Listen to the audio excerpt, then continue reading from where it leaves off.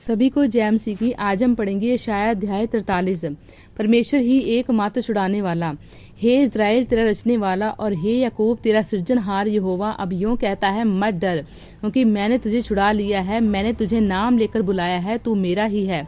जब तू जल में होकर जाए मैं तेरे संग संग रहूंगा, और जब तू नदियों में होकर चले तब वे तुझे डुबा ना सकेगी। जब तू आग में चले तब तुझे आँच ना लगेगी और उसकी लौ तुझे ना जला सकेगी, क्योंकि मैं यहोवा तेरा परमेश्वर हूँ, इज़राइल का पवित्र। मैं तेरा उद्धार करता हूँ। तेरी छुड़ौती में मैं मिस्र को और तेरे बदले कूश और शबा को देता हूँ।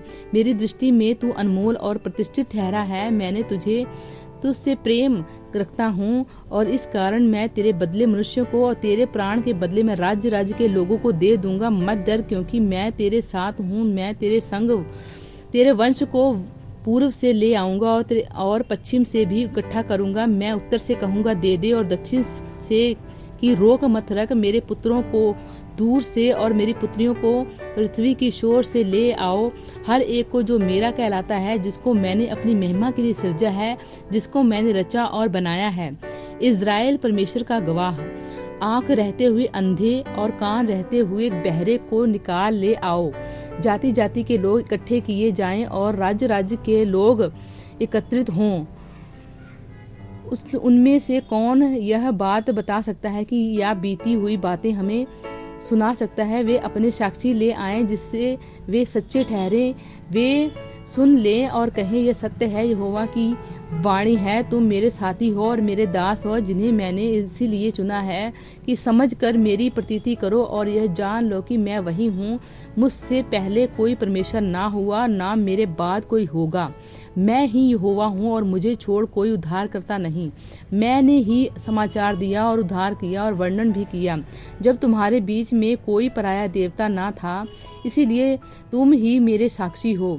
यहोवा की यह वाणी है, मैं ही परमेश्वर हूँ और भविष्य में मैं ही हूँ। मेरे हाथ से कोई छुड़ा ना सकेगा। जब मैं काम करना चाहूँ तब कौन मुझे रोक सकेगा? बेबीलोन से बच जाना, तुम्हारा छुड़ाने वाला और इज़राइल का पवित्र यहोवा यूं कहता है, तुम्हारे निमित्त मैंने बेबीलोन को भेजा है और उसके सब रहने वाले और भगोड़ों को की दशा में और कसदियों को भी उन्हीं के जहाज़ों पर चढ़ा ले आऊंगा, जिनके विषय में वे बड़ा बोलते हैं। मैं यहोवा तुम्हारा पवित्र, इज़राइल का सृजनहार तुम्हारा राजा हूँ। यहोवा जो समुद्र में मार्ग और प्रचंड धारा में पथ बनाता है, जो रथों और घोड़ों को और शूरवीरों समेत सेना को निकाल लाता है। वे तो एक संग वही रह गए और फिर नहीं उठ सकते। वे बुझ गए, वे सन की बत्ती के समान बुझ गए।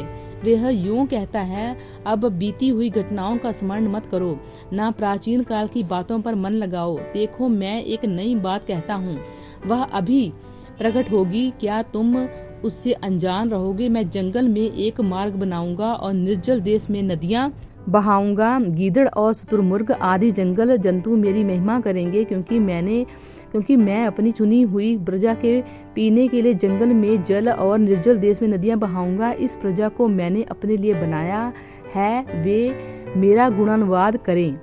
इज़राइल का पाप। तो भी हे याकूब, तूने मुझसे प्रार्थना नहीं की, वन हे इज़राइल, तू मुझसे उकता गया है। मेरे लिए होम बलि करने को तू मेमने नहीं लाया और ना मेल बलि चढ़ाने मेरी महिमा की है। देख, मैंने अन्न बलि चढ़ाने की कठिन सेवा तुझसे नहीं कराई, ना तुझसे धूप लेकर तुझे थका दिया। तू मेरे लिए सुगंधित नरकट रुपये से मोल नहीं लाया और ना मेरे बलियों की चर्बी से मुझे तृप्त किया। परंतु तूने अपने पापों के कारण मुझ पर बोझ लाद दिया और अपने अधर्म के कामों से मुझे थका दिया है। मैं वही हूँ जो अपने नाम के निमित्त तेरे अपराधों को मिटा देता हूँ और तेरे पापों को स्मरण न करूँगा। मुझे स्मरण करो, हम आपस में विवाद करें। तू अपनी बात का वर्णन कर, जिसे तू निर्दोष ठहरे। तेरा बहुमूल पुरुष पापी हुआ, और जो मेरे और तुम्हारे बीच बिचवई हुए, वे मुझसे बलवा करते चले आए हैं। इस कारण मैंने पवित्र स्थान के हाकिमों को अपवित्र ठहराया। मैंने याकूब का सत्यानाश और इज़राइल को निंदित होने दिया है। प्रभु इन वचनों द्वारा आपको बहुतायत से आशीष दें। आमीन।